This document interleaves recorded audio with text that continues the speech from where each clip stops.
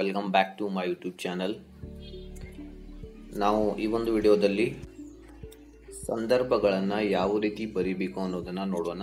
ಸಂದರ್ಭಗಳು ಬಹಳ ಇಂಪಾರ್ಟೆಂಟ್. ಪ್ರತಿಯೊಂದಕ್ಕೂ 3 ಅಂಕ ಇರುತ್ತೆ. ಇಲ್ಲಿ ನೀವು 4 ಸಂದರ್ಭಗಳಿಗೆ ಉತ್ತರವನ್ನು ಬರೆಯಬೇಕು. ಹಾಗಾಗಿ ನೀವೇನಾದರೂ ಸ್ವಲ್ಪ ಹೆಚ್ಚು ಕಡಿಮೆ ಏನಾದರೂ ಮಾಡಿದರೆ ಅವರು ಪ್ರತಿಯೊಂದಕ್ಕೂ ಕೇವಲ 2 ಅಂಕಗಳನ್ನು ಕೊಡ್ತಾ ಹೋಗಬಹುದು. ಹಾಗಾಗಿ ಇಲ್ಲಿ ನಾವು ನೋಡೋಣ.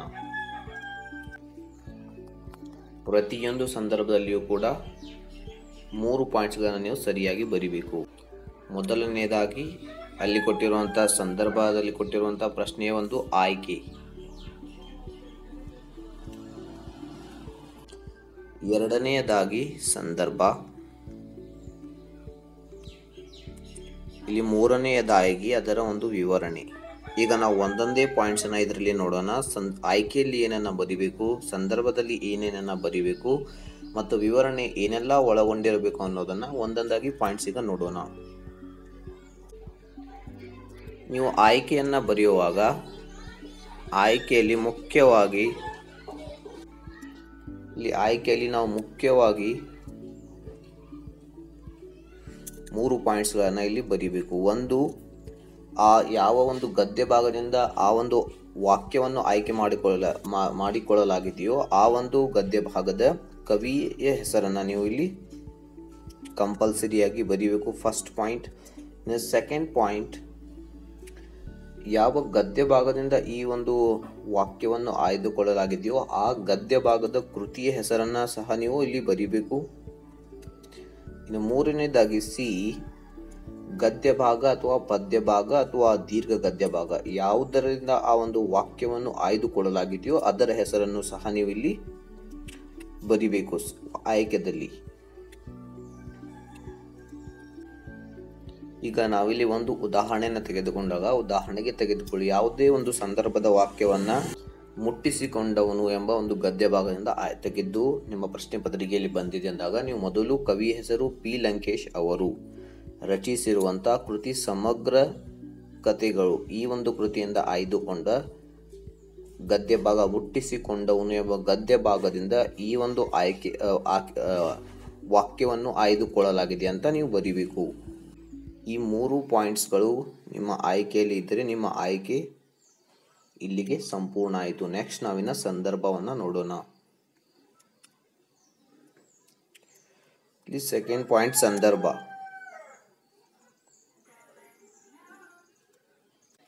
ಸಂದರ್ಭವನ್ನು ಹೆಚ್ಚಿಗೆ ಬರುವಂಥ ಅವಶ್ಯಕತೆ ಇರುವುದಿಲ್ಲ. ನೀವು ಇಲ್ಲಿ ಕೇವಲ 2 ರಿಂದ 3 ವಾಕ್ಯಗಳಲ್ಲಿ ಸಂದರ್ಭವನ್ನು, ಯಾವ ಸಂದರ್ಭದಲ್ಲಿ ಆ ವಾಕ್ಯವನ್ನು ಯಾರು ಯಾರಿಗೆ ಹೇಳಿದರು ಇಷ್ಟನ್ನು ಬರೀಬೇಕು. ಉದಾಹರಣೆಗೆ ತೆಗೆದುಕೊಂಡಾಗ ಮುಟ್ಟಿಸಿಕೊಂಡವನು ಎಂಬ ಒಂದು ಗದ್ಯ ಭಾಗದಲ್ಲಿ ಅಲ್ಲಿ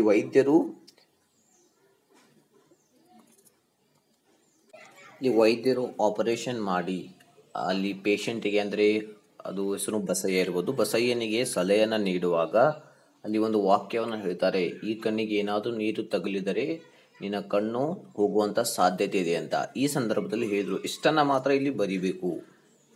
ಇಷ್ಟನ್ನು ಬರೆದ್ರೆ ನಿಮ್ಮ ಸಂದರ್ಭ ಇಲ್ಲಿ ಕಂಪ್ಲೀಟ್ ಆಯಿತು. ಇನ್ನು ಕೊನೆಯದಾಗಿ ನಾವು 3ನೆಯ ಪಾಯಿಂಟ್, ಇಂಪಾರ್ಟೆಂಟ್ ಪಾಯಿಂಟ್, ವಿವರಣೆ. ಇಲ್ಲಿ ವಿವರಣೆ ಇದೆಯಲ್ಲ, ವಿವರಣೆಯನ್ನು ನೀವು ಹೆಚ್ಚಿಗೆ ಬರೀಬೇಕು. ಇಲ್ಲಿ ವಿವರಣೆಯನ್ನು ಏನನ್ನು ಬರೀಬೇಕು ಅಂದರೆ, ನೀವು ಫಸ್ಟ್ ಪಾಯಿಂಟ್ ಮೊದಲು ಬಸಯ್ಯ ಏನು ಮಾಡಿದ, ಬಸಯ್ಯ ವೈದ್ಯರಿಗೆ ಭೇಟಿಯಾಗಿ, ಅವನು ಮೊದಲು ತನ್ನ ಗ್ರಾಮದ ವೈದ್ಯರಿಗೆ ಭೇಟಿಯಾಗಿ ಆವಾಗ ಅವನಿಗೆ ಆರಾಮ್ ಆಗುವುದಿಲ್ಲ, ನಂತರ ಅವನು ಏನು ಮಾಡ್ತಾನೆ, ಮತ್ತೊಬ್ಬ ವೈದ್ಯರ ಕಡೆ ಹೋಗುತ್ತಾನೆ. ಇದೆಲ್ಲ ವಿವರಣೆಯನ್ನು ಬರಿತಾ ಹೋಗಬೇಕು. ಇದೆಲ್ಲ ಬರಿತಾ ಹೋಗಿ ಕೊನೆಯದಲ್ಲಿ ಆ ವಿವರಣೆ ತೆಗೆದುಕೊಂಡು ಬಂದು ಅಲ್ಲಿ ವೈದ್ಯರಿಗೆ ಭೇಟಿಯಾದ ನಂತರ ವೈದ್ಯರು ಆಪರೇಷನ್ ಮಾಡಿದ ನಂತರ ಅವನಿಗೆ ತನ್ನ ಕಣ್ಣಿನ ಬಗ್ಗೆ ಎಚ್ಚರಿಸುವಾಗ ಈ ಸಂದರ್ಭದಲ್ಲಿ ಈ ವಾಕ್ಯವನ್ನು ವೈದ್ಯರು ಹೇಳ್ತಾರೆ ಅಂತ ಇಷ್ಟನ್ನು ಬರೆದು ನೀವು ವಿವರಣೆಯನ್ನು ಮುಗಿಸ್ಬೇಕು. ಈ ರೀತಿ ಬರೆದ್ರೆ ನಿಮಗೆ ಕಂಪ್ಲೀಟ್ ಆಗಿ 3 ಮಾರ್ಕ್ಸನ್ನು ಸಿಗುತ್ತೆ. ಇಲ್ಲಿ ನಾವು ಟಾಪರ್ಸ್ನ ಆನ್ಸರ್ ಶೀಟ್ನ ಕೆಲವೊಂದು ಸಂದರ್ಭಗಳನ್ನು ನೋಡೋಣ, ಯಾವ ರೀತಿ ಅವರು ಬರೀತಾರೆ ಅನ್ನೋದನ್ನು. ಇಲ್ಲಿ ನೀವು ನೋಡಬಹುದು, ಇಲ್ಲಿ ಮೊದಲು ಆಯ್ಕೆಯನ್ನು ಬರೆಯಲಾಗಿದೆ. ಆಯ್ಕೆಯಲ್ಲಿ ಕವಿಯ ಹೆಸರು, ಅವರ ವಚನಗಳಿಂದ ಆಯ್ದುಕೊಳ್ಳಲಾಗಿದೆ, ಇಷ್ಟನ್ನು ಬರೆಯಲಾಗಿದೆ.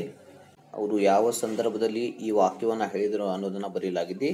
ಗುರುಲಿಂಗ ಜಂಗಮ ಪ್ರಸಾದದ ಮಹತ್ವವನ್ನು ಕುರಿತು ವಿವರಿಸುವ ಸಂದರ್ಭದಲ್ಲಿ ಈ ಮಾತನ್ನು ಹೇಳುತ್ತಾನೆ, ಇಷ್ಟನ್ನು ಬರೆಯಲಾಗಿದೆ. ಇನ್ನು ವಿವರಣೆಯಲ್ಲಿ ಇಲ್ಲಿ ನೀವು ನೋಡಬಹುದು, ವಿವರಣೆಯನ್ನು 6-7 ಲೈನ್ಗಳಷ್ಟು ವಿವರಣೆಯನ್ನು ಬರೆಯಲಾಗಿದೆ. ಆ ಒಂದು ವಾಕ್ಯ ಹೇಳೋದಕ್ಕಿಂತ ಮೊದಲು ಏನಾಯಿತು, ವಾಕ್ಯವನ್ನು ಯಾವಾಗ ಹೇಳಲಾಯಿತು, ಇದೆಲ್ಲವನ್ನು ಇಲ್ಲಿ 7-8 ಲೈನ್ಗಳಲ್ಲಿ ನೀವು ಬರೀಬೇಕು. ಅಂದಾಗ ನಿಮಗೆ ಕಂಪ್ಲೀಟ್ 3 ಅಂಕ ಇಲ್ಲಿ ಸಿಗುತ್ತೆ. ಇನ್ನು ಪುಟಗಳನ್ನು ನೋಡಿದಾಗ ಇದನ್ನು ಸಂಪೂರ್ಣವಾಗಿ ಒಂದು ಪುಟದಲ್ಲಿ ಇದಕ್ಕೆ ಉತ್ತರವನ್ನು ಬರೆಯಲಾಗಿದೆ. ನೆಕ್ಸ್ಟ್ ಇನ್ನೊಂದು 2 ನಾವು ಸಂದರ್ಭವನ್ನು ಇಲ್ಲಿ ನೋಡೋಣ. ಇಲ್ಲಿ ನೋಡಬಹುದು ಪುರಂದರದಾಸರ ಬಗ್ಗೆ. ಇಲ್ಲಿಯೂ ಕೂಡ ವಾಕ್ಯದಲ್ಲಿ ಕವಿಯ ಹೆಸರು, ಪುರಂದರ ಸಾಹಿತ್ಯ ದರ್ಶನ ಕೃತಿ, ಇದು ಕೃತಿಯ ಹೆಸರು, ಜಾಲಿಯ ಮರದಂತೆ ಆ ಒಂದು ಪದ್ಯ ಭಾಗದ ಹೆಸರು. ಈ 3 ಪಾಯಿಂಟ್ಸ್ಗಳನ್ನು ಇಲ್ಲಿ ಕಂಪ್ಲೀಟ್ ಆಗಿ ಕವರ್ ಮಾಡಲಾಗಿದೆ. ಇನ್ನು ಸಂದರ್ಭ, ಇಲ್ಲಿ ಯಾವುದೇ ಪ್ರಯೋಜನ, ದುರ್ಜನರಿಂದ ಯಾವುದೇ ಪ್ರಯೋಜನ ಇಲ್ಲ ಎಂಬುದನ್ನು ವಿವರಿಸುವ ಸಂದರ್ಭದಲ್ಲಿ ಈ ವಾಕ್ಯವನ್ನು ಕವಿ ಇಲ್ಲಿ ಹೇಳ್ತಾರೆ. ಅದರ ನಂತರ ವಿವರಣೆ ಅಗೇನ್ ಇಲ್ಲಿ 7ರಿಂದ 8 ವಾಕ್ಯಗಳಲ್ಲಿ ವಿವರಣೆಯನ್ನು ಬರೆಯಲಾಗಿದೆ. ಹಾಗಾಗಿ ಇದಕ್ಕೆ ಕಂಪ್ಲೀಟ್ 3 ಮಾರ್ಕ್ಸನ್ನು, ಸಂಪೂರ್ಣ 3 ಅಂಕಗಳನ್ನು ಕೊಡಲಾಗಿದೆ. ನೀವು ವಿಡಿಯೋ ಪಾಸ್ ಮಾಡಿ ಇದನ್ನು ಇಲ್ಲಿ ಓದಬಹುದು. ಇನ್ನು ನೆಕ್ಸ್ಟ್ ಇನ್ನೂ ಒಂದು ನೋಡಿ, ನಿಮಗೆ ಟೋಟಲ್ ಆಗಿ ನಾವು 4 ಸಂದರ್ಭಗಳಿಗೆ ಉತ್ತರವನ್ನು ಬರೀಬೇಕು. ಇಲ್ಲಿಯೂ ಕೂಡ ಅಗೇನ್ ಆಯ್ಕೆಯಲ್ಲಿ ಕವಿಯ ಹೆಸರು, ಕೃತಿಯ ಹೆಸರು ಮತ್ತು ಗದ್ಯ ಭಾಗ ಅಥವಾ ಪದ್ಯ ಭಾಗದ ಹೆಸರನ್ನು ಇಲ್ಲಿ ಬರೆಯಲಾಗಿದೆ. ಸಂದರ್ಭ, ಇನ್ನು ಕೊನೆಯದಾಗಿ ಇಲ್ಲಿ ವಿವರಣೆ ಕೂಡ 7-8 ಲೈನ್ಸ್ಗಳಲ್ಲಿ ಬರೆಯಲಾಗಿದೆ. ಇಲ್ಲಿ ಮ್ಯಾಕ್ಸಿಮಮ್ 1 ಪೇಜನ್ನು ನೀವು ಬರಿಬೇಕು. ಕೆಲವೊಮ್ಮೆ ಒಂದು ಪುಟವನ್ನು ಕೂಡ ಅದು ಕ್ರಾಸ್ ಆಗಿ ಹೋಗಬಹುದು. ಇನ್ನು ಕೊನೆಯದಾಗಿ KP ಪೂರ್ಣಚಂದ್ರ ತೇಜಸ್ವಿ ಅವರು ರಚಿಸಿರುವಂಥ ಕಿರಗೂರಿನ ಕಯ್ಯಾಳಿಗಳು ಈ ಕೃತಿಯಿಂದ ಕೃಷ್ಣೇಗೌಡನ ಆನೆ ಎಂಬ ದೀರ್ಘ ಗದ್ಯದಿಂದ ಆಯ್ದುಕೊಳ್ಳಲಾಗಿದೆ. ಈ ರೀತಿ ಇಲ್ಲಿಯೂ ಕೂಡ 3 ಪಾಯಿಂಟ್ಸ್ಗಳನ್ನು ಕವರ್ ಮಾಡಲಾಗಿದೆ. ನಂತರ ಸಂದರ್ಭ, ಇಲ್ಲಿಯೂ ಕೂಡ ಫೈನಲ್ ಆಗಿ ವಿವರಣೆಯನ್ನು 8 to 9 ಲೈನ್ಸ್ಗಳಲ್ಲಿ ಬರೆಯಲಾಗಿದೆ. ಈ ರೀತಿ ನೀವು ಉತ್ತರಗಳನ್ನು ಬರೆದು ಸಂಪೂರ್ಣವಾಗಿ ಪ್ರತಿಯೊಂದು ಸಂದರ್ಭಕ್ಕೂ 3ಕ್ಕೆ 3 ಅಂಕಗಳನ್ನು ಗಳಿಸಿ ಕನ್ನಡದಲ್ಲಿ ಅತಿ ಹೆಚ್ಚು ಅಂಕಗಳನ್ನು ಗಳಿಸಬಹುದು. ನೀವು ಸಹಿತ ಇದೇ ರೀತಿ ಬರೆಯಲಿಕ್ಕೆ ಪ್ರಯತ್ನವನ್ನು ಮಾಡಿ. ಈ ಒಂದು ವಿಡಿಯೋ ನಿಮಗೆ ಇಷ್ಟ ಆಗಿದ್ದರೆ ಇದನ್ನು ಲೈಕ್ ಮಾಡಿ, ಶೇರ್ ಮಾಡಿ ಮತ್ತು ಮೊದಲ ಬಾರಿಗೆ ನಮ್ಮ ಯೂಟ್ಯೂಬ್ ಚಾನಲನ್ನು ನೋಡ್ತಾ ಇದ್ದರೆ ತಪ್ಪದೇ ನಮ್ಮ ಯೂಟ್ಯೂಬ್ ಚಾನಲನ್ನು ಸಬ್ಸ್ಕ್ರೈಬ್ ಮಾಡಿ. Thank you so much for watching this video. Have a nice day.